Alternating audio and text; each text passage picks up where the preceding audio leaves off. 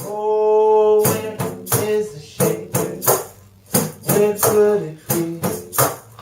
Where is that shaker? Please tell me it's...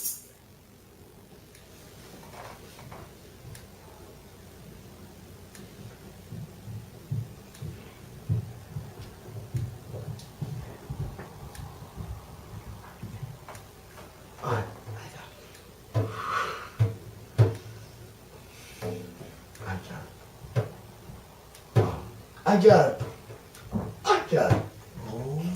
Proud. Over. Proud. Over the drum. Over the drum. Over the drum. It's upper proud. Nice. Over the drum. Where is the shaker? Where could it be? Where is the shaker? Please tell me it's...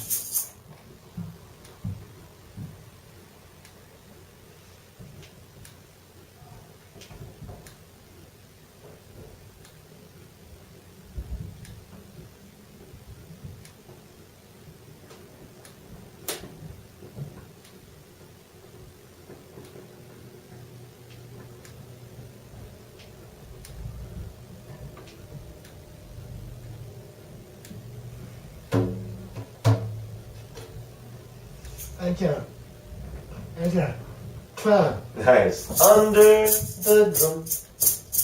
Under the drum. Under the drum. It's... I got clap. Nice. Oh, where is that shaker? Where could it... Welcome back to the Rhythm Tree. That was a clip of me working with one of my older clients and working on prepositions. The most important point to make about this clip is that when you're working with someone with a special need and you're requesting something from them, a response or an action, you need to give them plenty of time to respond. And you need to be silent during this. You can't be asking the question over and over. You really need to give them the space and time to respond. It might be 5 seconds, 10, 20, 30 seconds of silence. And obviously it depends on the individual. Some of my clients, if I give them 20 seconds of silent wait time, they're already focusing on something else or distracted by something else. So it depends on the individual, but that is one thing I notice so many times when I see people working with people with special needs is they don't give them the opportunity to process the information, process their response, and give a response. So that's very important. Other points I want to make, taking boring information like working on prepositions, but making it fun and motivating by putting it to music and using some instruments. Also, getting that repetition without the monotony, how I sang it over and over. For instance, it's on the drum. It's on the drum, it's on the drum, it's on the drum. Getting 4 or 5 repetitions within 10 seconds, but because it's music, it doesn't really get boring. So, if you don't have any instruments at home, you can start with this great homemade drum.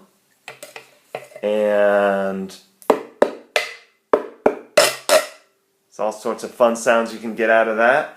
The instructions for making this drum are on the home page of my website towards the bottom. So if you want a quick little project, it's super easy to make, then you can click on that link. You can also, instead of using that rhythm stick, you can use a pencil, a chopstick.